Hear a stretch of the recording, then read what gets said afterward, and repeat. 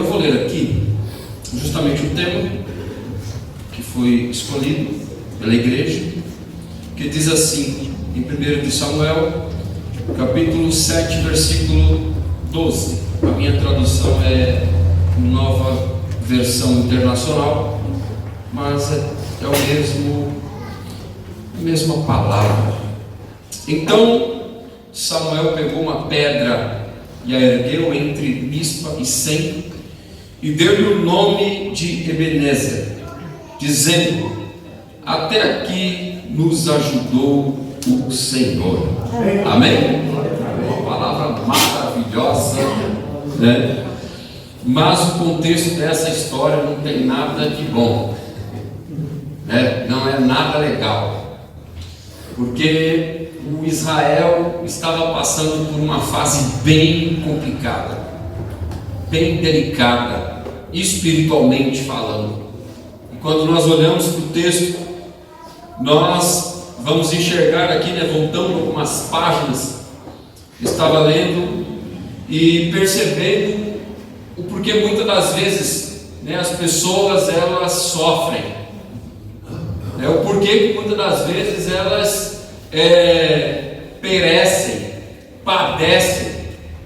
E fazendo uma análise do que estava acontecendo com Israel, né? Israel estava distante de Deus, porque uma coisa é fato, queridos: quando um líder, né, um pastor, ele não está na direção de Deus, está vivendo uma vida sem temor, está vivendo uma vida totalmente desregrada, né? De uma vida saudável espiritualmente falando, familiar também, uma vida familiar saudável, ele vai encontrar alguns obstáculos, algumas dificuldades, que muitas das vezes vai fazer com que todos sofram.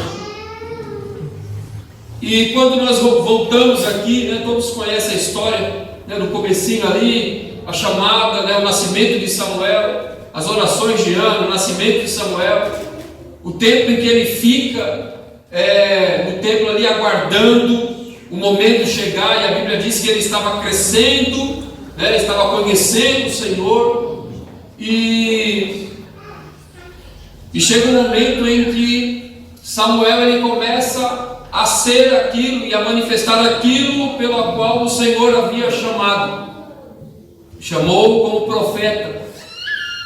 E todo profeta, ele é a voz de Deus, né, para o povo. Diferente de hoje, muitos estão se fazendo profeta sem ser chamado de profeta, em vez de falarem, né, coisas que dizem das Escrituras, eles estão atravessando lugares e falando coisas que Deus não está falando. E quem é que sofre com isso? A igreja. Mas Samuel ele foi uma pessoa muito pontual para aquele tempo. Deus tinha todo o seu plano. Deus não esqueceu de Ana, encerrou a madre de Ana sem um propósito. Deus ele é soberano. E quando nós entendemos a sua soberania, nós começamos a glorificar a Deus, começamos a ser mais gratos a Deus, porque nós entregamos o nosso dia, né? Entregamos a nossa vida, porque sabemos que por Ele ser soberano, estar no controle, Ele vai fazer aquilo que Ele apraz, e a vontade dEle é boa, perfeita e agradável.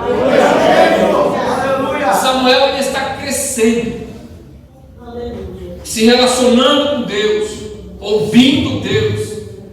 E o que está acontecendo aqui, né, no capítulo 4 em diante, depois dessa chamada de Samuel, né, está acontecendo em que os filisteus vêm, atacam o povo de Israel, e eles perdem, e ali morrem 4.000 pessoas. O capítulo 4, né, vai falar que eles, nessa batalha, eles perdem a guerra e morrem 4.000 pessoas. Aí eles se lembram: olha, a Arca da Aliança. Eu vou dar uma resumida, tá? Bem rápida aqui, para nós irmos para o texto. Então, o que está acontecendo ali? Agora eles se voltam para a arca, pegam a arca, né? E ali eles estão agora, quando a arca chega no arraial, eles se alegram. Há uma voz, né, de trovão ali, e os filisteus estão próximos, e eles percebem, olha o que está acontecendo lá. E eles ficam com medo, porque eles sabiam muito bem o que acontecia, né, quando a arca chegava. Era a presença de Deus. E eles falaram assim, é Deus lá no meio deles. E eles ficam com medo. Só que mesmo assim, né, o atrevido, né, o adversário ele sempre vai lutar. Ele sempre vai tentar nos intimidar.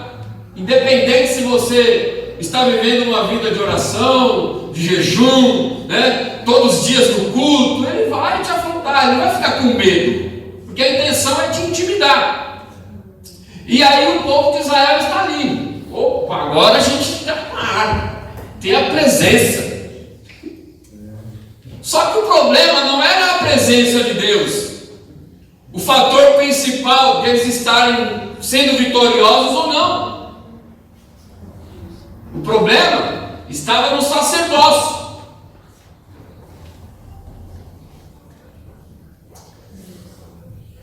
E o que faz uma igreja ser vitoriosa não é uma igreja relevante que nós estamos vendo por aí, não. Às vezes com multidões de pessoas. Uma igreja relevante é aquela que sabe o que carrega, respeita o que carrega. Porque o fato de nós declararmos que o Senhor está aqui, o fato de nós declararmos, olha, nós temos a presença de Deus, não quer dizer nada quando nós vivemos uma vida totalmente depravada, totalmente desenfreada de pecado, de desobediência. E assim estava o contexto da vida dos filhos de Eli. A arca agora estava ali e veio os inimigos. E olha só, né? Um dos chefes chegou para eles e disse assim no capítulo 4, versículo 9: sejam fortes, filisteus, porque eles estavam com medo, porque a arca agora estava no meio deles. Mas eles estão dizendo: sejam fortes, filisteus, sejam homens, e vocês se tornarão senão vocês se tornarão escravos, assim como eles foram escravos de vocês. Sejam homens e lutem. E aí os caras se levantam e falam: vamos para cima. Só que chegando lá, o povo estava, né, achando que ia ter vitória. O estrago foi muito maior. Foi muito maior. E quantas pessoas que morrem agora nessa segunda batalha? No versículo 10 diz assim: então os filisteus lutaram, Israel foi derrotado, cada um fugiu para a sua tenda. O massacre foi muito grande. Israel perdeu 30.000 homens de infantaria. A arca de Deus foi tomada e os filhos de Eli, Ofni e Finéias, morreram, assim como o profeta havia dito que os seus 2 filhos iam morrer. Ele disse para Eli. E sabe o que aconteceu? Muita gente morreu. Aí a notícia chega para Eli, ele fica sabendo que a arca é tomada, fica sabendo que seus filhos morrem, ele cai para trás, ele está sentado e morre, quebra o seu pescoço. Não vou entrar no detalhe, né, desse pescoço quebrado, tem um significado aí. Então, depois de a nora de Eli ter essas notícias, ela estava grávida, então ela dá à luz, e antes dela morrer, ela dá o nome ao seu filho Icabode, foi-se a glória de Deus. Eles já estavam ruins diante de Deus. Agora, sem a arca, piorou a coisa. Só que, como foi cantado aqui, há uma esperança. Aleluia. Sempre há uma esperança. Porque Deus, Ele nunca vai permitir com que a sua igreja venha perecer, venha falir.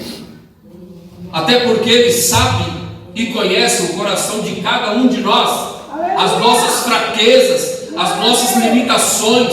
E Ele quer sempre mostrar para nós que, independente dela, nós precisamos confiar inteiramente no Senhor e descansar nele, porque é Ele quem cuida de nós. E foi a glória, levaram a arca, e a arca vai lá para as dores de Hebron, e quando ela está ali, ela é colocada lá no santuário deles. Aí a Bíblia vai dizer que quando o povo de Asdod se levantaram na madrugada, no capítulo 5, seguinte, lá estava Dagon caído com o rosto em terra diante da arca do Senhor. Aí eles levantaram ali o Deus dele, né, o Asdod, colocaram de pé novamente. Quando foi no outro dia, agora ele estava só o seu tronco, a sua cabeça caída, seus braços cortados. O que é que eu vejo aqui? Porque Deus não precisava de dar vitória para o povo que estava todo embaraçado, enrolado, para mostrar que Ele era Deus. Deus, Ele é Deus independente do ser humano. Deus, Ele é santo independente dos nossos acertos e daquilo que a gente chama de santidade. Ele é santo. Então Deus mostra que a presença dEle é suficiente para fazer o que Ele bem quer.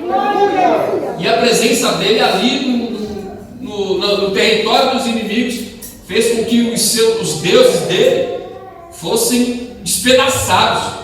E aí eles falam: opa, tem alguma coisa errada aqui, nós não vamos deixar esse negócio aqui não. E Deus tem os seus planos. A arca volta, né? Mesmo assim ela vai causando alguns estragos. Ali o pessoal no capítulo 6, né, de Betseba, eles olham para dentro da arca e é morto. Irmão, é um negócio tremendo. Glória a Deus. Eles falam: olha, vamos voltar à arca para Israel. E os inimigos, né, quando eles fazem isso, eles pegam, colocam, faz a mesma coisinha que Davi tentou fazer, né, da outra vez. Coloca ali, pegaram as vacas, colocaram ali. Só que por que não deu problema lá? Porque eles não tinham, né, a consciência, a ciência do que era carregar a arca. Então deu certo deles carregarem. Mas quando uma pessoa que tem consciência do que é carregar a arca e não faz o certo, morre. Oh, Deus. Infelizmente. Senhor. Então a arca agora chega. E no capítulo 7, Samuel subjuga aqui, né, os filisteus.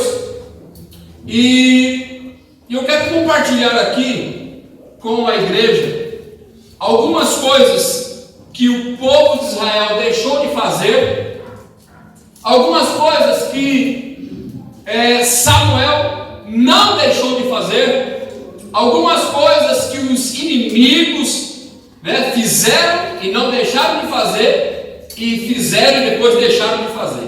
Então eu quero compartilhar aqui. Eu preciso que você preste bastante atenção, porque eu estava fazendo, né, estudando, meditando nessa palavra, e eu consegui enxergar que o tempo que nós estamos vivendo hoje não é diferente do que estava acontecendo ali.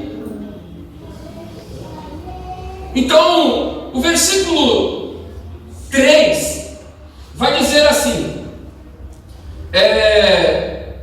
então Samuel disse a toda a nação de Israel: se vocês querem voltar-se para o Senhor de todo o coração, Livrem-se então dos deuses estrangeiros e das imagens de Astarotes. Consagrem-se ao Senhor e prestem culto somente a Ele, e Ele os libertará das mãos dos filisteus. A primeira coisa que eu quero chamar a atenção dos irmãos é que o que é que Israel deixou de fazer? Buscar a Deus. E começaram a buscar outros deuses. Começaram a cultuar outros deuses. Então, Samuel agora está chamando a atenção da necessidade deles se voltarem para Deus. Porque como é que nós vamos ter vitória se nós não estivermos em Deus? Se é Deus quem toma as nossas pelejas, se é Ele quem diz, vocês não têm que pelejar, parem, estejam de pé, então somente contemplem a salvação. O fato de eu parar de me relacionar com Deus é o que vai gerar dúvida, incredulidade em meu coração.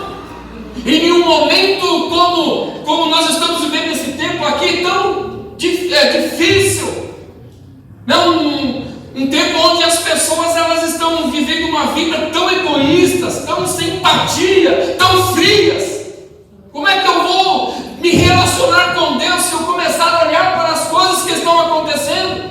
Como é que eu vou vencer as batalhas se eu não me relacionar com Deus? Aí ele está dizendo, olha, voltem-se para Deus. Aleluia! Mas como é que vocês têm que fazer isso? Não é só com os seus lábios, olha, eu sei que eu tenho que voltar e eu quero voltar. Não! Ele chama a atenção que existe uma maneira de como a pessoa tem que fazer isso.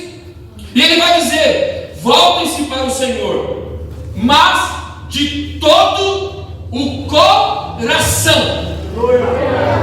Você vai ter que se despir desses ídolos, você vai ter que se despir das suas vontades, você vai ter que se despir de tudo aquilo que você tem como segurança, de como aquilo ali vai te dar, vai te beneficiar, vai te fazer estar bem. Você vai ter que se despir de todas essas coisas e voltar de todo o seu coração, ciente de que é nele que você vai viver uma vida de paz, de vitória, de bondade, de longanimidade.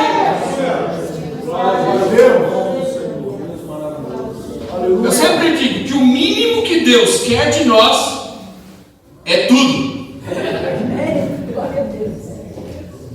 O quanto que Deus quer de mim, pastor? O mínimo que Ele quer de você é tudo. Sem reserva, sem negócio com ninguém.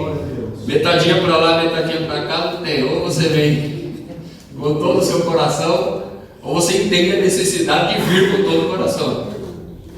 E ele vai dizer, livrem-se então dos deuses. Porque o problema não estava na arca, estava no estilo de vida que eles estavam vivendo. Deus não divide a glória dele com ninguém. Aleluia, glória a Deus. Deus não divide a sua glória. Então, ele está dizendo, olha, voltem-se para Deus. Amém. Eles tinham deixado, Aleluia. mas agora ele está dizendo, volte-se para Deus. Glória a Deus. Qual é a voz do Senhor aqui nessa noite? Se você, por um momento, por uma ocasião, deixou de se relacionar com Deus, eu sempre digo, não volte para a igreja, volte para Deus. Porque se você voltar para Deus, se voltar para Cristo, automaticamente você vai se relacionar com a igreja. Automaticamente, porque você vai fazer parte do corpo de Cristo. O maior problema é a pessoa entender essa verdade. Porque às vezes ela volta para a igreja achando que a igreja vai resolver a vida dela e às vezes piora mais a vida dela. Mas quando ela volta para Cristo, ela consegue ter uma vida bem resolvida, madura, porque ela depende de Cristo para sobreviver.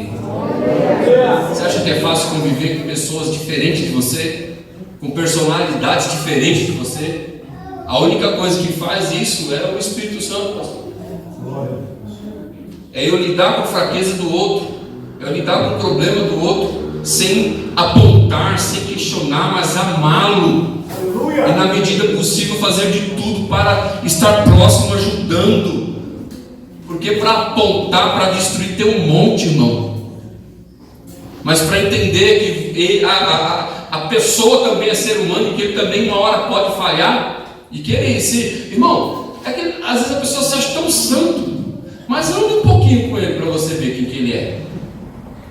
Você vai falar, Jesus amado, o que é isso? Nós dependemos de Cristo. Aleluia. E o que está acontecendo aqui? Ele está dizendo, volte. Então talvez você está dizendo, Senhor, eu não sei mais o que eu faço, eu não estou tendo vitória, eu não estou conseguindo enxergar uma luz, uma porta. Volte-se para Deus, a resposta está nele. Não estou conseguindo ter vitória, volte-se para Ele, volte a confiar nele. Deixa de confiar na força do seu braço, deixa de confiar na sua justiça própria, volte-se a confiar no Senhor. Porque é nele que você vai ter vitória. Uma coisa que Samuel fez e continuou a fazer, porque nós como cristãos nós temos que entender que o fervor que foi falado aqui é uma coisa contínua, constante. Um crente fervoroso é aquele que está constante, independente de qual seja a adversidade, a luta, ele está sempre pronto, porque ele sabe que não é a força dele, a habilidade dele, que ele vai conseguir lidar com as questões dessa vida, mas é com o braço do Senhor, a força do Senhor, com a graça do Senhor, é que ele vai conseguir lidar com os desafios. E quando ele entende que é do Senhor, que está no Senhor a sua força, ele descansa. Ele não se cansa nem se fadiga. Por quê? Porque é no Senhor que ele encontra descanso, porque ele tem a consciência de quem vai pelejar, quem vai agir é Deus. O que Samuel ele fazia e continuou fazendo? Samuel ele fez o povo entender a necessidade de se congregar. Nós queremos ter saúde como igreja, mas nós não queremos congregar. E ele vai dizer: se vocês querem, voltem-se para o Senhor de todo o coração, livrem-se dos deuses, das imagens de Astarote, consagrem-se ao Senhor e prestem culto somente a Ele.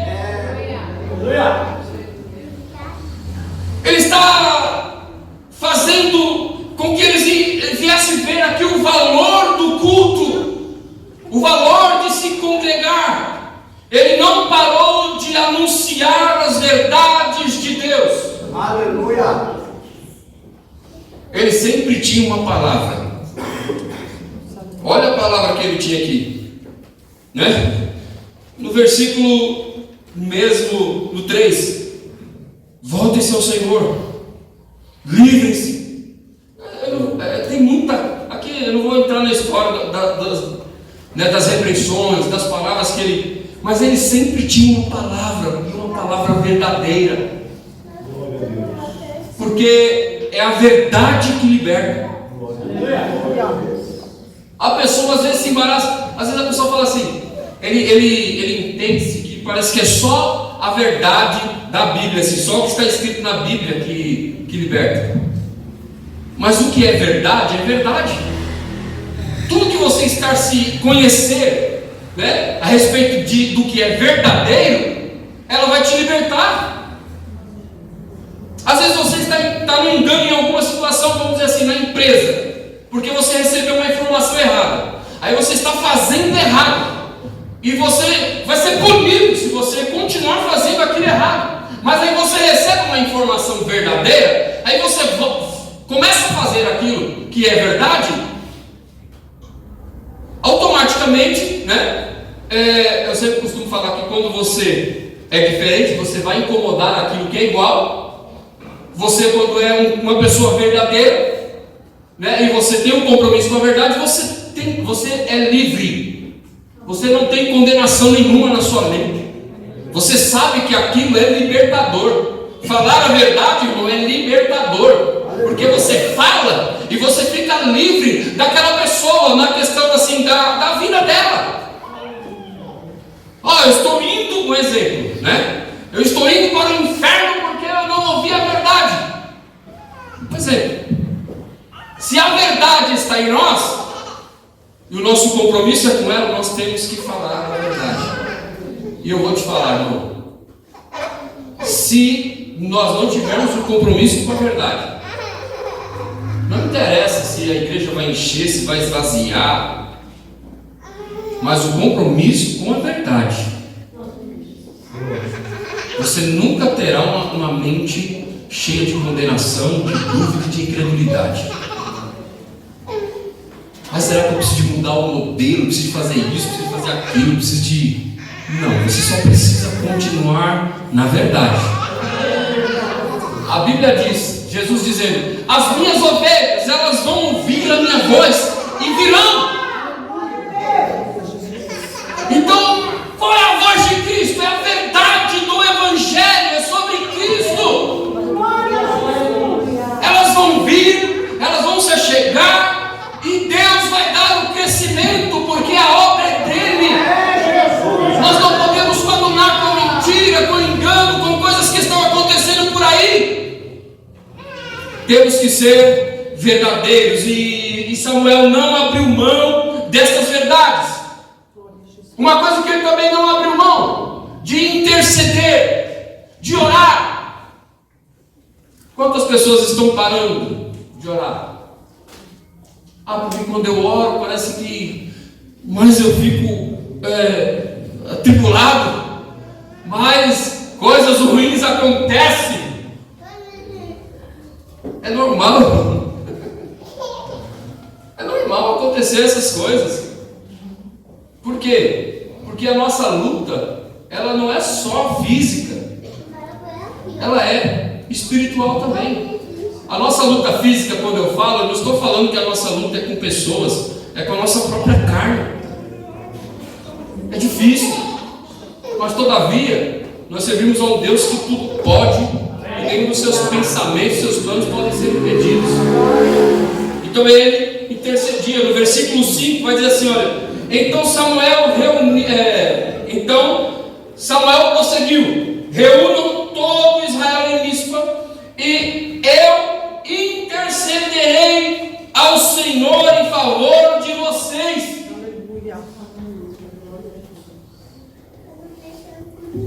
O povo estava perecendo porque deixaram o Senhor. Samuel estava vivendo uma vida tão sadia e tão boa diante de Deus, que ele entendeu a necessidade de continuar e perseverar nessas coisas. Amém. Porque quando eu oro, eu tenho direcionamento de Deus. Sabe por que às vezes nós ficamos quebrando a cara em algumas situações? Porque nós não queremos entender que Deus tem que assumir o controle daquilo. Então a gente não ora. Sabe aquela oração quando você faz aquela oração, e quando você está para concluir, aí você fala assim: termino ou não? Assim, né? Termino ou não em dizer: cumpre-se a sua vontade, né? Jesus orou, e na sua oração ele diz assim: Pai, seja feita a tua vontade. Às vezes nós vamos orar, mas porque nós não queremos que Deus assuma o controle, nós só vamos orar, e a nossa conclusão não será: Deus, seja feita a sua vontade. Será: Senhor, eu quero, então me abre as portas. Aí as portas não abrem, porque não é a vontade de Deus que a porta se abre. Existe tanta gente que prega sobre o Deus de portas abertas, mas esquece que Ele também é o Deus que fecha. Esse dia eu falei lá na igreja: não tem campanha, portas fechadas. Não tem campanha de portas fechadas, é só campanha de porta aberta. Estão fazendo de Deus um ídolo, estão barganhando com Deus, e porque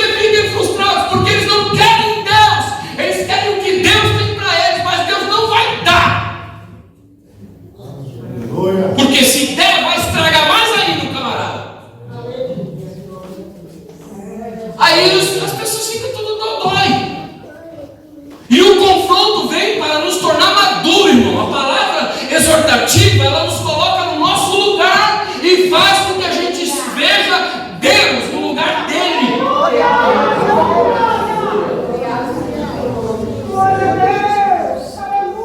Samuel não perdeu a linha. Ele continuou intercedendo. Ele falou assim: olha, vocês vem aqui, eu vou interceder por vocês. Eu vou interceder. Nós não podemos. Irmão, você quer ver? Você quer estar no lugar de Cristo, assim, se coloque a interceder por alguém. Se você olhar o capítulo 17 de João, você vai ver a intercessão de Jesus. E é uma das coisas que hoje nós precisamos de mais urgência, de intercessores, pessoas que entendam a necessidade de interceder pelo outro, de interceder pela igreja, de interceder pelo pastor, de interceder, de orar. Então ele não abriu mão, então ele orava e confiava no Senhor. Só mais duas questões aqui. O que os inimigos fizeram e jamais deixarão de fazer? Entenda aqui, os inimigos nunca vão deixar de se levantar contra aqueles que estão no propósito de Deus. Nunca. Eles nunca vão desistir. Lembra o versículo que nós lemos lá no capítulo 4, versículo 9? Eles sabiam que a arca estava lá. Eles tinham consciência da possibilidade de perder a batalha, mas eles falaram: nós vai. Né? Como diz, eu não sei se é o mineiro, se é o baiano, como que é? Nós vai. Quem é que fala isso aí? É mineiro? Nós vai. Mineiro? Nós vai. Nós vai.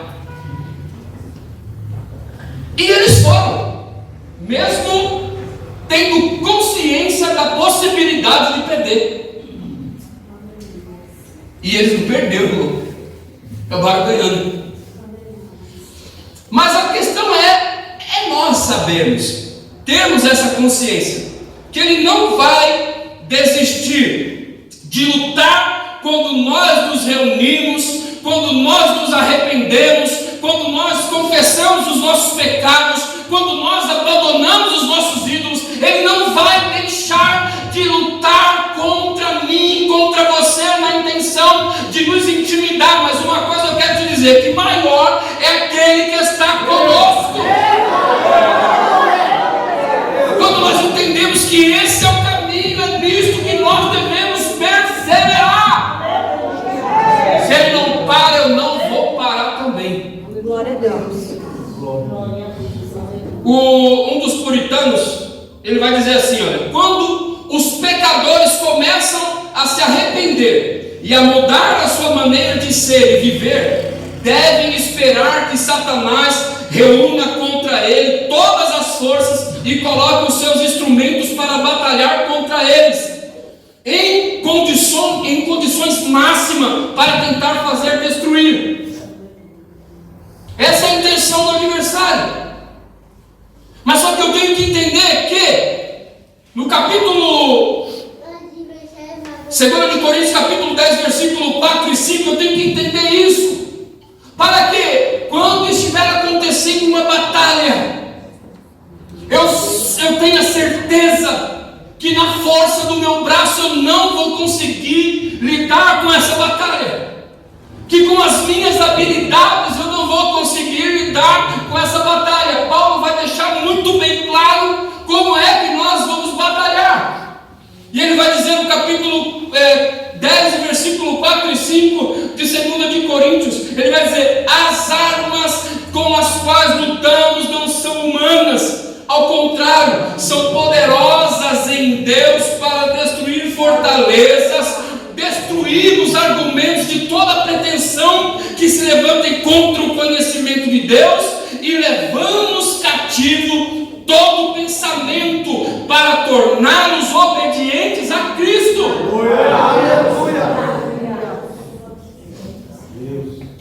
As nossas armas, elas são poderosas em Deus. E é com ela que nós batalhamos. Batalhamos no sentido assim, não de, sabe? É com ela que nós vencemos. Glória a Deus. Porque é Deus agindo. Amém. Glória a Deus. É Deus favorecendo. Glória a Deus. Você não se cansa e nem se fadiga quando a sua confiança está no Senhor. Glória a Jesus. Aleluia, glória a Deus. Você é renovado. Bendito seja Deus. Você é renovado em força. Aleluia. Você corre e não se cansa. Você voa, irmão, e quanto mais você entende, conhece ao Senhor, mais você desfruta, sem medo nenhum. Porque não importa o tamanho do adversário, importa nós termos o conhecimento do Deus em que nós servimos, o Deus em que nós temos como Pai. Quarto e último, os inimigos sempre tentam, mas não vão parar de fazer. Sempre tentam, não conseguem. E os miseráveis são teimosos. Eles sempre vão tentar impedir com que a igreja, foi falado aqui, avance. Ele sempre vai tentar impedir com que a igreja caminhe. Mas quando nós entendemos o contexto do que a igreja, onde a igreja está firmada, eles vão continuar tentando, mas eles não vão ter vitória nisso. Vai da glória. Porque nesse momento, Samuel ele pega uma pedra e ele coloca entre Mispa e Sem. Ele diz: olha, Ebenezer até aqui nos ajudou o Senhor. E a Bíblia vai dizer em Mateus capítulo 16, no versículo 18: eu também te digo que tu és Pedro, e sobre esta pedra edificarei a minha igreja, e as portas do inferno não prevalecerão. Sabe o que ele está dizendo? Muitas pessoas entendem essa palavra de uma maneira totalmente errada. Portas do inferno não quer dizer que o inferno vai contra-atacar a igreja e vai tentar prevalecer contra a igreja, porque a igreja é um organismo vivo, a igreja está sempre caminhando para frente, e o propósito dela é anunciar as verdades de Cristo, a fim de que outras pessoas sejam salvas, alcançadas pelo poder desse evangelho. Sabe o que essa palavra está dizendo? O adversário não vai impedir com que a igreja avance no reino das trevas e saqueie as pessoas de lá, porque a igreja tem um poder, tem uma autoridade que não é dela, mas vem de Deus, e ela está edificada na rocha que é Cristo. E quando ela está edificada na rocha que é Cristo, ela vence qualquer tipo de batalha. Esta pedra que nos auxilia, que nos ajuda, que nos dá firmeza, que faz com que a gente caminhe sem temer qual seja a afronta do adversário. Glória a Deus. Quando eu tenho essa consciência, para mim não interessa qual é o tipo de problema, porque eu sei que a minha vida, nós como igreja, estamos edificados em Cristo, e aonde nós colocarmos as plantas dos nossos pés, não tem como a trevas impedir-nos. Por quê? Porque nós temos a autoridade de Cristo. E quando nós desfrutamos dessa autoridade, queridos, nós podemos sempre dizer: o Senhor nos ajudou, o Senhor nos ajuda, o Senhor nos ajudará. Por quê? Porque Ele é a base aonde nós estamos firmados. Quando estamos firmados nessa base, não tem tempo ruim, queridos. Você pode não... Porque às vezes as pessoas... Eu, por um tempo atrás aí, uns anos atrás aí, eu fiquei meio intimidado assim, sabe? Ai meu Deus, porque crescimento da igreja. Aí você vê o camarada abrindo a igreja amanhã, né? Abrindo ontem, e já está com 10 mil pessoas, 2 mil pessoas. Aí você fala: Jesus amado, que negócio é esse? E sabe, irmão, nós pastores somos bombardeados, porque isso vai, quando a gente não confia no Senhor para que o crescimento seja sadio e seja de acordo com o seu propósito, nós vamos tentar inventar algumas coisas, nós vamos tentar fazer isso, fazer aquilo, e nós, para manter aquele povo, nós sempre vamos ter que inventar uma coisa nova. Mas quando a gente entende que quem é a base da igreja é Cristo, e é Ele quem vai dar o crescimento, e que nós vamos valorizar os cultos, nós vamos valorizar as verdades, nós vamos procurar sempre estar intercedendo. Quando nós entendemos, nós descansamos. Não que nós vamos parar, mas nós descansamos. Nós não ficamos aí caminhando como as pessoas estão caminhando, tentando fazer de tudo, ganhando do mundo inteiro e perdendo a sua própria alma. Que o Senhor guarde o nosso coração, e que a nossa confiança venha estar no Senhor. Amém? Descanse no Senhor, pastor, descanse no Senhor, porque é Ele quem faz, não somos nós. Nós colocamos a mão, nós só atrapalhamos. Agora, quando Ele faz perfeito, para o louvor de sua glória. Amém?